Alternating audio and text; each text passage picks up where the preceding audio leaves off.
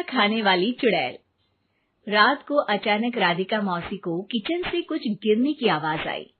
उन्होंने बाहर निकल के देखा तो किचन में उन्हें कोई सफेद साड़ी में दिखा। वो चीख पड़ी, हे भगवान, आलतू जलाल तू आई भला को टाल तू, आलतू जलाल तू आई भला को टाल तू। राधिका मौसी को चीखते सुनकर श्रवण बाहर आता है भागते हुए। अरे माँ, क्या हुआ? क्या देख लिया? दादी माँ आ गई क्या सपने में? अरे बेटा, रसोड़े में देख तो कौन है? श्रवण रसोड़े में झांक कर देखता है और उसे कोई नहीं दिखता अंदर। अब रसोड़े में तो कोई नहीं है माँ। कोई सफेद साड़ी में नहीं है क्या? नहीं माँ, कोई भी नहीं है। चिल्लम चिल्ली की आवाज सुनकर काजल भी वहां आ जाती है। अब क्या हो गया माँ जी? अरे बेटा, रसोड़े में एक चुड़ैल थी सफेद साड़ी में। अरे क्या कर रही थी वो अंदर? अरे बताया नहीं, कल आएगी ना तो पूछ लूंगी। चुड़ैल जी, आपका क्या प्लान है? माँ जी, रात बहुत हो गई है, आपने कोई बुरा सपना देखा होगा, चलिए सो जाइए। राधिका मौसी सोने तो चली जाती है पर उनको रात भर नींद ही नहीं आती। वो कुछ भी उलझुल बातें सोचने लगती है। कहीं चुड़ैल की वजह से तो घर में टेंशन नहीं हो रहा, कहीं उसी की वजह से तो वो दादी नहीं बन पा रही। सुबह जब राधिका मौसी रसोड़े में छानबीन करती है तो पाती है कि नींबू का अचार गायब है। चुड़ैल नींबू का अचार ले गई, मुझे तो ठीक नहीं लग रहा कुछ। चुड़ैल को भी पता है कि जिंदगी का असली मजा तो खट्टे में ही है। राधिका मौसी झट से श्रवण को फोन कर देती है। बेटा, मुझे समस्या समझ में आ गई है, हमें एक तांत्रिक की जरूरत है। अरे क्या बोल रही हो माँ, तांत्रिक की क्या जरूरत है? आप पूजा पाठ तो कर ही रही हो ना। आलतू जलालतू मंत्र सारे फालतू जैसे कुछ मंत्र पढ़ो, चली जाएगी अपने आप चुड़ैल।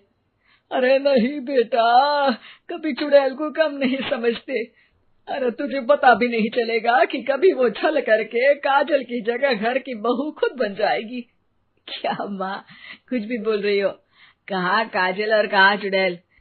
वैसे एक बात बताओ, काजल को अगर गाने के लिए बोल देना तो चुड़ैल काजल की आवाज सुनकर घर तो क्या, धरती लोग छोड़कर चली जाएगी। तुम ना पढ़े लिखे बच्चे हर चीज को मजाक समझते हो। तुम रहने दो, मैं खुद ही तांत्रिक को बुला लेती हूँ। अच्छा सुन, शाम को इमली लेके आना। क्या है कि चटनी खाए बहुत दिन हो गए है ना? नहीं माँ, इमली तांत्रिक से ही मंगवा लो ना, आटा वगैरह भी उसी से पिसवा लेना। देखो मुझे काम करना है। श्रवण रात को कई तरह की सब्जियों के साथ माँ के कहने पे चटनी के लिए इमली भी ले आया था, लेकिन राधिका मौसी के दिमाग में अलग ही फिल्म चल रही थी। उन्हें अब सिर्फ शक ही नहीं यकीन होने लगा था कि शायद चुड़ैल ने श्रवण पर अपना जाल बिछा दिया था, जिस वजह से श्रवण उनकी बात ही नहीं मान रहा था। पर कोई नहीं, आने वाली रात में राधिका मौसी खुद तैयार हो गई चुड़ैल को पकड़ने के लिए। रुद्राक्ष की माला, तुलसी का पत्ता, हनुमान चालीसा सब हाथ के पास ही था, बस चुड़ैल का इंतजार था। और जैसा राधिका मौसी ने सोचा था वैसा ही हुआ। वो चुड़ैल उस रात भी आई, पर वो राधिका मौसी से तेज निकली और राधिका मौसी के उससे पकड़ने के पहले ही वो भाग खड़ी हुई। जरूर बहू पे साया है उस चुड़ैल का, तभी तो श्रवण के कमरे में गई है। और अगली सुबह राधिका मौसी पिछली रात हुए हमले में किन चीजों का नुकसान हुआ उसका हिसाब लगा रही थी। उनके खेमे से एक आम के अचार की शीशी भी गायब हो चुकी थी और वो इमली भी जो कल श्रवण लेकर आया था। राधिका मौसी इस बारे में सोच ही रही थी कि श्रवण जल्दी से रसोड़े में आकर दवाइयों की पोटली ढूंढने लगता है।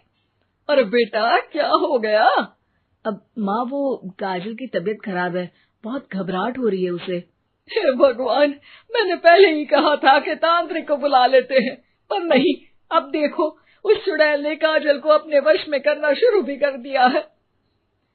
हालांकि श्रवण भूतों में विश्वास नहीं करता था, पर अब वो भी डर जाता है और राजी हो जाता है एक तांत्रिक को बुलाने के लिए। कुछ ही घंटों में तांत्रिक आ जाते हैं और राधिका मौसी तांत्रिक जी को सब बता देती हैं।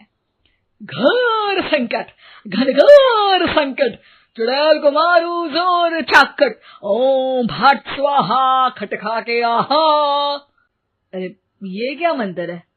मेरे खुद के ओरिजिनल मंत्र है, कल रात को ही लिखे हैं, अच्छे लगे तो दाद चाहूंगा। एक और मंत्र सुनो, अर्ज किया है आब्राकडाब्रा, दिल्ली बम्बई आगरा, चंदा मामा सोवरले सुरन मामू जारा। ये मंत्र है? अरे कोई 40 वालीसा पढ़ो ना।